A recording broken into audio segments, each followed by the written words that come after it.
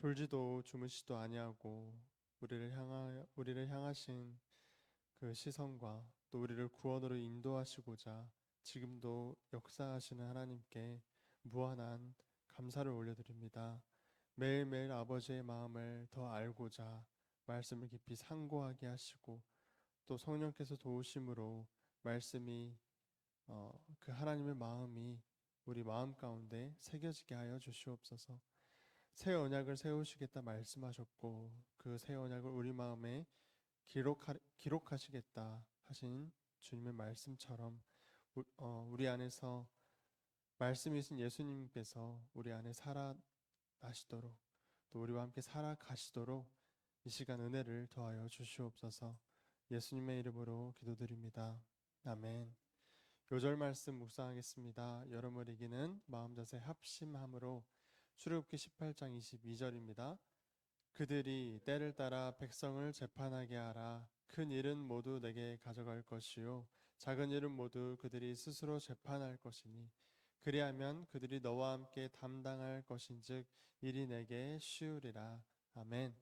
오늘 함께 나눌 말씀은 로마서 8장에 있습니다. 로마서 8장 1절부터 6절입니다. 네, 로마서 8장 1절부터 6절입니다. 신약 249페이지에 있습니다. 로마서 8장 1절부터 6절 제가 먼저 읽고 함께 교독하시도록 하겠습니다. 그러므로 이제 그리스도 예수 안에 있는 자에게는 결코 정죄함이 없나니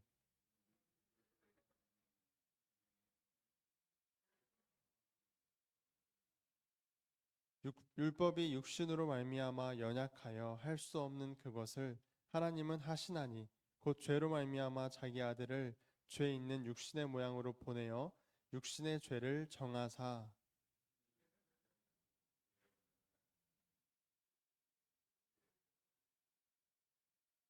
육신을 따르는 자는 육신의 일을 영을 따르는 자는 영의 일을 생각하나니 육신의 생각은 사망이요 영의 생각은 생명과 평안이니라. 아멘. 아멘. 네, 로마서 8장은 로마서 전체에 있어서 굉장히 중요한 결론이 나오는 장입니다. 지금까지 로마서 5장, 6장, 7장을 통해서 율법과 죄의 관계, 어쩌면 조금 암울할 수도 있는 그런 율법을 타고 들어온 죄로 인하여서 사람이 죽게 되었다 이런 말들을 하고 있지만 8장에서는 우리가 살아날 수 있는 방법, 우리가 죽게 되었지만 살 수 있는 방법이 열렸다는 것을 밝히 드러내 우리에게 알려주고 있는 것입니다. 수많은 학자들이 로마서 8장을 어떤 로마서의 핵심이고 또 로마서의 꽃이다 라고 말할 정도로 중요한 장이기도 합니다. 네, 함께 천천히 나눠보도록 하겠습니다. 자, 바로 전절이었던 로마서 7장 25절에서는 바울이 자신의 마음으로는 하나님의 법을 섬기지만 육신으로는 죄의 법을 섬긴다고 말합니다. 두 가지 법을 섬기고 있다는 것이죠. 우리도 마찬가지일 것입니다. 마음으로는 분명히 하나님의 법을 섬기고 있고 섬기고자 하지만 실제적으로 나타나는 나의 몸과 육신은 죄의 법을 섬기는 상황들이 계속 나타난다는 것이죠.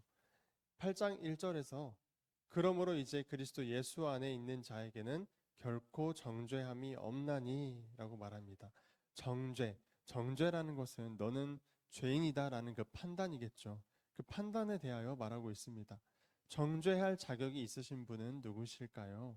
바로 하나님이실 것입니다. 그리고 또한 하나님께서 그 심판의 권세조차도 아들에게 주셨기 때문에 사람을 판단하고 사람을 정죄할 수 있으신 분은 지금 예수님밖에 안 계신다는 것이죠. 네. 그런데 1절에서는 예수 그리스도 안에 있는 자에게는 결코 정죄함이 없나니 라고 말하고 있습니다. 요한복음 8장 11절에서도 예수님께서 비슷한 말씀을 하십니다. 읽어드리겠습니다.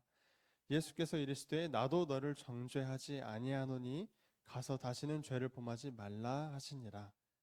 사람을 정죄할 자격이 있으신 예수님께서 사람을 정죄하지 않으시겠다 말씀하시며 심판 날이 있을 것이고 그때는 심판할 것이다. 그때에는 행한 대로 갚아줄 것이다. 라고 말씀하십니다. 그런데 죄인인 우리가 똑같은 죄인을 정죄할 수 있을까요? 우리가 서로 정죄한다는 것은 절대 하지 말아야 할 일일 것입니다. 바울이 말하는 결코 정죄함이 없나니 여기에는 조건이 따라 붙어 있습니다. 바로 예수 그리스도 안에 있는 사람이어야 정죄함이 없다는 것입니다. 예수 그리스도 안에 있는 것이 무엇일까요? 로마서 8장 2절입니다. 이는 그리스도 예수 안에 있는 생명의 성령의 법이 죄와 사망의 법에서 너를 해방하였음이라. 사람을 올가매고 있던 죄와 사망의 법에서 해방하는 유일한 방법은 그리스도 예수 안에 있는 생명의 성령의 법으로서 해방이 되는 것입니다. 그리스도 안에 있는 바로 그 법. 네. 바울은 이 법이 너무나 중요하기 때문에 이 모양 저 모양으로 로마서에서는 설명을 하고 있습니다. 이전에 6장에서는 그리스도와의 연합을 통하여서 설명을 했습니다. 그렇다면 그리스도를 믿는다는 것이 가장 중요하다라고, 그러니까 믿음으로써 우리가 의롭다 칭함을 받는다고 말하는 이 로마서에서 바울은 계속해서 믿음과 또 그 그리스도와 하나 되는 것에 대해서 설명을 하고 있는데, 지금까지 바울이 예수 그리스도를 믿는다는 것은 그러면은 무엇인가에 대해서 세 가지 정도로 말했습니다. 첫 번째는 그리스도와 하나 되는 것이 바로 믿는 것이다. 또 두 번째는 나라는 육체가 그리스도와 함께 십자가에서 죽어야 하는 것이다. 그리고 세 번째는 그리스도께서 나로 사시는 것이다. 예수님을 믿는 믿음이란 그리스도와 하나 되는 것, 그리스도와 함께 십자가에서 죽는 것, 그리스도께서 나로 사시는 것, 이 모든 것을 포함한다는 것이죠. 이런 믿음을 가진 사람들을 칭의, 정죄하지 않으시고 의롭다 칭해 주시는 이유가 무엇이겠습니까?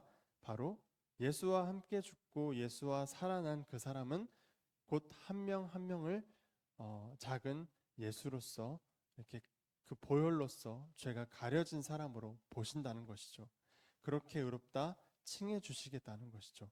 갈라디아서 2장 20절에서 더 정확하게 설명을 해주고 있습니다. 제가 천천히 읽어드리겠습니다. 내가 그리스도와 함께 십자가에 못 박혔나니 그런즉 이제는 내가 사는 것이 아니요 오직 내 안에 그리스도께서 사시는 것이라. 이제 내가 육체 가운데 사는 것은 나를 사랑하사 나를 위하여 자기 자신을 버리신 하나님의 아들을 믿는 믿음 안에서 사는 것이라. 다시 말하면 내가 그리스도와 십자가에 못 박히는 것과 그럼으로써 이제는 내가 사는 것이 아니라 그리스도께서 내 안에 사시는 것이 바로 하나님의 아들을 믿는 믿음 안에서 사는 것이다고 갈라디아서 2장 20절에서 설명하고 있는 것입니다. 이어서 로마서 8장 3절에서 보겠습니다. 율법이 육신으로 말미암아 연약하여 할 수 없는 그것을 하나님은 하시나니 곧 죄로 말미암아 자기 아들을 죄 있는 육신의 모양으로 보내어 육신의 죄를 정하사. 우리가 아무리 육신으로 하나님의 율법을 지키고 하나님을 위하여 정성을 다한다 할지라도 할 수 없는 것이 바로 의롭게 되는 것입니다. 율법을 지켜서 스스로 의로워지는 것을 사람은 절대 할 수가 없는 것입니다. 사람이 할 수 없는 그것을 하나님께서 하신다는 것이죠. 그 내용이 그 아들을 죄 있는 육신의 모양으로 보내셔서 우리와 똑같은 모양으로 가장 낮은 이 땅에 보내셔서 육신의 죄를 정하게 하신다, 깨끗하게 하신다는 것이죠. 그렇다면 우리의 죄를 해결하셨다라고 지금 말을 하고 있는다면 여전히 우리는 죄된 육신을 입고 살아가지만 결과적으로 죄에서 해방된 우리들은 뭔가 달라도 다른 삶을 살아야 한다고 바울은 또 권면을 하고 있는 것이죠. 예수 그리스도 안에 거하는 사람들은 그리스도와 함께 그 죄된 육체가 십자가에서 못 박힌 것인데 어찌 육신을 따라서 살아가느냐, 그럴 수 없느니라 라고 말하고 있다는 것입니다. 이러한 바울의 책망대로라면 그럼 나는 예수님을 믿는다 하면서 온갖 육신의 정욕을 따라 살고 있는 건 아닌가 고민을 하도록 만드는 말씀인 것이죠. 이어서 4절입니다. 육신을 따르지 않고 그 영을 따라 행하는 우리에게 율법의 요구가 이루어지게 하려 하십니다. 여기서부터 굉장히 중요할 것입니다. 그 영을 따라 행하는 우리에게 율법의 요구가 이루어진다. 예수님께서 죄된 육체를 입고 우리 대신 죽으신 이유일 수 있는 바로 우리가 율법의 요구가 이루어지는, 그러니까 우리를 구원하는 그것을 말하고 있는 것이죠. 우리가 육신을 따르지 않고 그 영을 따라 행할 때, 그 영을 따라 행하는 것, 영의 일이 무엇인가 정확하게 알아야 할 것입니다. 요한복음 6장에서 예수님께서 정확하게 말씀하십니다. 살리는 것은 영이니 육은 무익하니라. 내가 너희에게 이른 말은 영이요 생명이라. 예수님의 말씀이 바로 영이고 생명인 것입니다. 그렇다면 영을 따른다는 것은 예수님의 말씀을 따르는 것을 말하고 있는 것이죠. 그러니까 육적인 것은 버리고 예수님의 말씀을 행하는 것. 그럼으로써 우리에게 율법의 요구가 이루어진다라고 로마서 8장에서 말하고 있는 것입니다. 말이 좀 어려울 수 있지만 전혀 어렵지가 않습니다. 예수님의 말씀이 도대체 무엇인가? 바로 사랑의 계명입니다. 영을 따르는 것이 무슨 영감을 받아서 이렇게 행동하라는 말이 아니라 예수님의 말씀을 따르는 것, 또 예수님의 말씀을 따름으로써 율법의 요구가 우리 가운데 이루어지는 것을 말하고 있는 것이죠. 바로 예수님께서 주신 새로운 율법, 사랑이고, 진정 예수님을 믿는 사람들의 모습은 이 사랑으로서 나타나고 분별된다는 것을 성경에서 말하고 있습니다. 예수님과 용서가 우리 삶에 나타나고, 또 지극히 낮은 자를 사랑하는 것보다 먼저 되는 것이 있어서는 안 될 것입니다. 있다면 제하고 다시금 예수님을 바라봐야 하겠죠. 이 사랑의 계명을 어찌 지킬까 생각을 한번 해보셨을까요? 사도 바울은 5절과 6절에서 이어서 말하고 있습니다. 육신을 따르는 자는 육신의 일을, 영을 따르는 자는 영의 일을 생각하나니 육신의 생각은 사망이요 영의 생각은 생명과 평안이니라. 육신을 따르는 사람들이 어떤 생각을 하고 살아가는지는 우리 또한 육신에서 살아봤기 때문에 잘 알고 계실 것이라 생각합니다. 그렇다면 영을 따르는 자, 영의 일을 생각하는데 예수님의 말씀을 따르기 위해 살아가는 사람들은 어떤 생각을 하며 살아가는 것인가? 어떻게 사랑할 것인가 생각하지 않겠습니까? 어떻게 섬길 것인가? 이 답이 사실 다 이미 모세 때 주셨던 율법에 나와 있습니다. 한 가지 예를 들자면 모세 때 주신 율법 중에서 곡식을 수확할 때 전부 다 수확하지 말고 조금 남겨두라고 하십니다. 그리고 포도를 수확할 때도 떨어진 것은 놔둬라. 그것까지 다 줍지 말고 놔둬라 라고 말씀하시죠. 그러한 율법이 있습니다. 그 이유는 밤에 가난한 자들이 와서 그 곡식과 포도를 걷어가도록 하기 위함입니다. 네. 다 수확해서 가난한 자들에게 나눠주면 편하지 않을까요? 편할 것을 왜 굳이 이렇게 밤에 와서 몰래 가져가도록 남겨두라라고 율법을 통하여 말씀하셨을까요? 배고프고 가난한 사람들이 부끄러움을 당하지 아니하도록, 대놓고 도움을 받으며 많은 사람들에게 자신이 가난하다고 알려주고 부끄러움을 당하지 아니하고 아무도 몰래 밤에 와서 그 자신들이 먹을 것을 가져갈 수 있는 그 세심한 사랑까지도 율법에 담겨 있다고 말씀을 하는 것이죠. 더 많은 의미들이 있겠지만 사랑이란 이처럼 왼손이 한 일을 오른손이 모르게 하며 도움을 받는 사람들의 마음까지도 헤아리는 깊은 마음이 바로 사랑인 것을 말하고 있는 것입니다. 말씀을 정리하겠습니다. 예수 그리스도 안에 있는 사람에게 정죄함이 없습니다.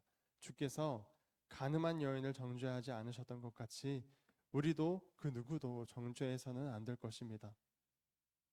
분별은 하되 정죄하지 아니하고 또 분별된 그 사람을, 그 원수까지도 사랑할 수 있을까 고민해 보는 것도 좋겠습니다. 또한 로마서에 나타나는 믿음에 대해서 바울은 한 3가지 정도로 나눌 수 있었습니다. 첫 번째는 그리스도와 하나 되는 것, 두 번째는 그리스도와 함께 십자가에서 죽는 것, 세 번째는 그리스도께서 나로 사시는 것. 이러한 믿음으로 우리가 따라야 하는 것은 육체가 아니라 영의 일을 따라야 하는 것입니다. 영의 일을 따를 때 율법의 요구가 이루어진다. 그러니까 결국에 우리의 구원이 이루어진다라고 말하고 있죠. 예수님께서는 내가 너희에게 이른 말이 영이요 생명이라 하셨습니다. 예수님의 말씀이 곧 영인 것이죠. 영의 일을 생각하고 또 사랑을 고민하며 그 안에서 생명과 평안이 있는 저와 여러분이 되기를 소망합니다. 기도하겠습니다. 하늘에 계신 아버지, 바울을 통해 알게 하시는 하나님의 마음을 우리로 깨달을 수 있도록 도와주시옵소서. 우리가 죄된 육신을 입고 살아가지만 영을 따라 살게 하시고 영을 따라 살아가며 진정 예수 그리스도를 따라 살아가며 생명과 평안을 누리게 하여 주시옵소서. 주님과 하나 되어 우리 마음에 온유한 마음과 깊은 사랑의 마음이 샘솟도록 도와주시고 또 그리하여서 주께서 영광 받으시는 이 한날이 될 수 있도록 연약한 우리는 없어지고 오직 하나님의 은혜로 구원받은 우리가 사랑의 그 빚을 갚아 나가며 살아갈 수 있도록 우리의 마음을 주장하여 주시옵소서.